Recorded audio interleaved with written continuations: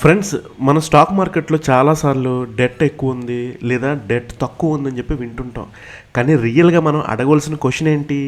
Company loan ఎంత ఉందని కాదు ఫ్రెండ్స్, ఆ లోన్ కంపెనీ సైజ్తో కంపేర్ చేస్తే ఎంత అని చెప్పి అడగాలి మనం. అంటే కంపెనీకి 100 crore లోన్ ఉందంటే అది ఎక్కువ లేదా తక్కువ? ఈ క్లారిటీ ఇచ్చేదే debt to equity ratio friends. ఈ కాన్సెప్ట్ అర్థమైతే మీరు రిస్కీ కంపెనీస్ని ఈజీగా ఐడెంటిఫై చేయగలుగుతారు అన్నమాట. దాన్ని బట్టి మీరు డెసిషన్ తీసుకోగలుగుతారు అన్నమాట. ఇటువంటి కంపెనీస్ అవాయిడ్ చేయొచ్చు కదా మనం ఈజీగా.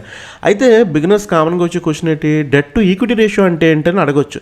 So det to equity ratio అంటే కంపెనీ డెట్ని కంపెనీ ఈక్విటీతో కంపేర్ చేయడం అన్నమాట. ఈక్విటీ అంటే షేర్ హోల్డర్స్ మనీ. సింపుల్గా చెప్పాలంటే కంపెనీ బారోడ్ మనీ ఎంత ఉంది అంటే, బారోడ్ మనీ అంటే లోన్ మాట, లోన్ ఎంత ఉంది దాన్ని ఓన్ మనీతో కంపేర్ చేస్తే ఎంత అని చూపిస్తుందన్నమాట. అంటే దీనికి ఫార్ములా ఏంటి? ఫార్ములా అనేది చాలా simple friends. Debt to equity equal to total debt divided by share holders equity. అంటే కంపెనీ లోన్ సైజ్ని కంపెనీ ఓన్ క్యాపిటల్తో కంపేర్ చేస్తుందన్నమాట. అయితే ఒక ఎగ్జాంపుల్ తీసుకుందాం ఫ్రెండ్స్. ఒక కంపెనీకి 50 crore లోన్ ఉంది అనుకోండి, కంపెనీ ఈక్విటీ 100 crore ఉంది. అప్పుడు ఏమవుద్ది? D/E. అంటే డి అంటే మనం అనుకున్నాం కదా, total debt divided by share holders equity మాట. అంటే డెట్ డివైడెడ్ బై ఈక్విటీ. అంటే డెట్ ఎంత ఉంది ఇక్కడ? లోన్ ఎంత ఉంది? 50 ఉంది కదా, 50 డివైడెడ్ బై 100 వేసుకుంటే మనకి 0.5 వస్తుంది. దీని మీనింగ్ ఏంటి అంటే కంపెనీ ఓన్ మనీ కన్నా లోన్ తక్కువ ఉందని అర్థం మాట. ఇంకొక ఎగ్జాంపుల్ చూద్దాం ఫ్రెండ్స్. కంపెనీ డెట్ వచ్చి 100 crore ఉంది, ఈక్విటీ వచ్చి 50 crore ఉంది. అంటే అప్పుడు D/E ఈక్వల్ టు ఎంత అవుతుంది? 2 అవుతుందన్నమాట. అంటే డి అంటే ఎంత? ఇక్కడ 100 డివైడెడ్ బై 50 వేసుకుంటే 2 అవుతుందన్నమాట. అంటే కంపెనీ ఓన్ మనీ కన్నా లోన్ డబుల్ ఉంది. అంటే ఇది రిస్కీ సిచ్యువేషన్ అన్నమాట. మీరు ఇది క్లియర్గా అర్థం చేసుకోవడానికి ప్రయత్నించండి ఫ్రెండ్స్. అయితే నెక్స్ట్ ఏంటంటే రిపోర్ట్లో ఈ D/D రేషియో అంటే డెట్ టు ఈక్విటీ రేషియో ఎక్కడ చూడాలి? డెట్ టు ఈక్విటీ రేషియోని చూడటానికి స్క్రీనర్ లాంటి వెబ్సైట్లో డైరెక్ట్గా కనిపిస్తుంది ఫ్రెండ్స్. మీకు ప్రతి వీడియోలో చెప్తున్నాను, స్క్రీనర్ అనే కాదు, ఇలా మనకి చాలా వెబ్సైట్లు ఉన్నాయి. ఆ వెబ్సైట్లో మన ఏ స్టాక్కి సంబంధించిన డెట్ టు ఈక్విటీ రేషియో కూడా మీకు అక్కడ వాల్యూ అనేది డైరెక్ట్గా మెన్షన్ చేసి ఉంటుంది. మనం ఏం క్యాలిక్యులేట్ చేసుకో అవసరం లేదు. అయితే అలాగైనా చూడొచ్చు, లేదా మీరు బ్యాలెన్స్ షీట్ ఓపెన్ చేసి బారోయింగ్స్ డెట్ వాల్యూ చూసి షేర్ హోల్డర్స్ ఈక్విటీ వాల్యూతో డివైడ్ చేసి క్యాలిక్యులేట్ చేసుకోవచ్చు కూడా. ఇక్కడ బిగినర్స్కి ఈజీగా అర్థం అవడం కోసం డైరెక్ట్ రేషియో చూడడం బెటర్ ఫ్రెండ్స్. అయితే నెక్స్ట్ ఏంటి, ఈ నెంబర్ని ఎలా అర్థం చేసుకోవాలి? D/E అంటే డెట్ టు ఈక్విటీ రేషియోని అర్థం చేసుకోవాలంటే నెంబర్ 1 కన్నా తక్కువ లేదా ఎక్కువ అని చూడాలి ఫ్రెండ్స్. 1 కన్నా తక్కువ ఉంటే కంపెనీ ఓన్ మనీది ఎక్కువ, లోన్ తక్కువ మాట.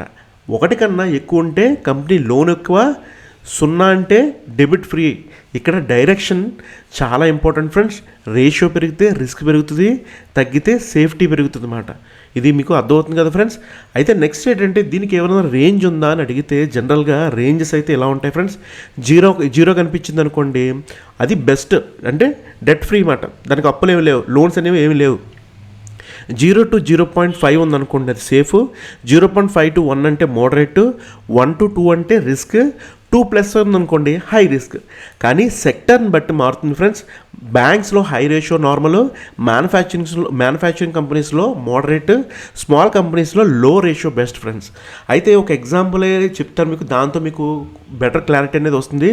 ఒక కంపెనీ ఏకి డెట్ టు ఈక్విటీ రేషియో వచ్చి 0.2 ఉంది అంటే అది చాలా సేఫ్.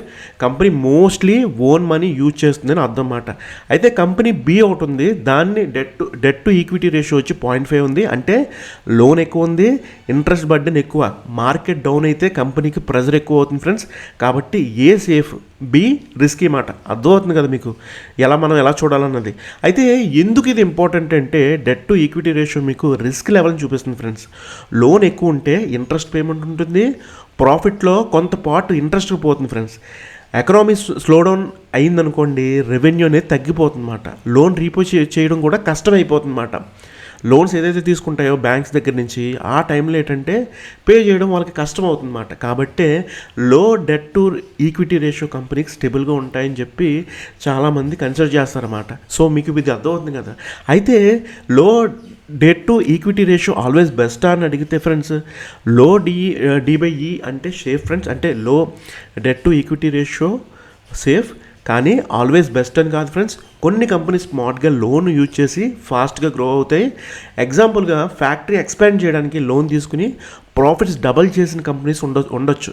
కాబట్టి moderate debt to equity ratio కూడా acceptable friends. Extreme high debt to equity ratio మాత్రమే అవాయిడ్ చేయాలి మనం. అయితే దీన్ని ఒకటిదాన్నే చూస్తే సరిపోతుందా అంటే ఏదన్నా మన స్టాక్ని అనలైజ్ చేసేటప్పుడు డెట్ టు ఈక్విటీ రేషియో ఒకటే చూస్తే సరిపోతుందా అంటే సరిపోదు ఫ్రెండ్స్. కంపెనీ డెట్ తక్కువ ఉంటే కూడా గ్రోత్ లేకపోయినా కూడా యూజ్లెస్.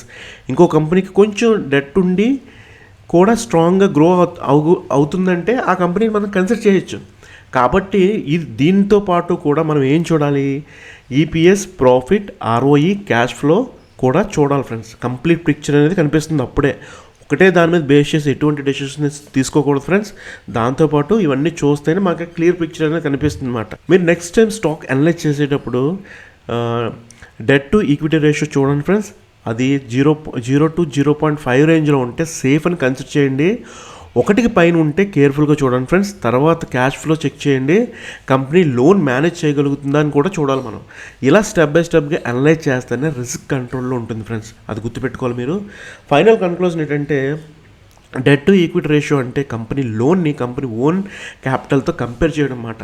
లో డెట్ టు ఈక్విటీ రేషియో అంటే safe, high debt to equity ratio అంటే రిస్క్ ఫ్రెండ్స్. కానీ moderate debt to equity ratio గ్రోత్కి హెల్ప్ అవ్వచ్చు. కాబట్టి బ్యాలెన్స్ చూడండి, బ్లైండ్గా జడ్జిమెంట్ తీసుకోకండి ఫ్రెండ్స్. నెక్స్ట్ టైం మీరు ఏ స్టాక్ చూసినా కూడా debt to equity ratio check చేయండి ఫ్రెండ్స్. రిస్క్ అర్థం చేసుకోండి, తర్వాతే డెసిషన్ తీసుకోవడానికి అయితే ప్రయత్నించండి. అప్పుడే మీకు క్లారిటీ అనేది వస్తుంది. అయితే ఐ హోప్ ఈ కాన్సెప్ట్ మీకు అర్థమైంది అనుకుంటా. ఒకవేళ ఈ కాన్సెప్ట్ అర్థం అవ్వకపోతే మీకు ఈ కాన్సెప్ట్ మీద ఎటువంటి డౌట్స్ ఉన్నా కూడా ఈ వీడియో కింద కమెంట్ బాక్స్లో మీ క్వశ్చన్స్ అన్నీ పోస్ట్ చేస్తే నేను తొందరగా మీ క్వశ్చన్స్కి ఆన్సర్ ఇవ్వడానికి అయితే ప్రయత్నిస్తాను. అలాగైతే మళ్ళీ వచ్చే వీడియోలో కలుద్దాం friends. All the best, take care.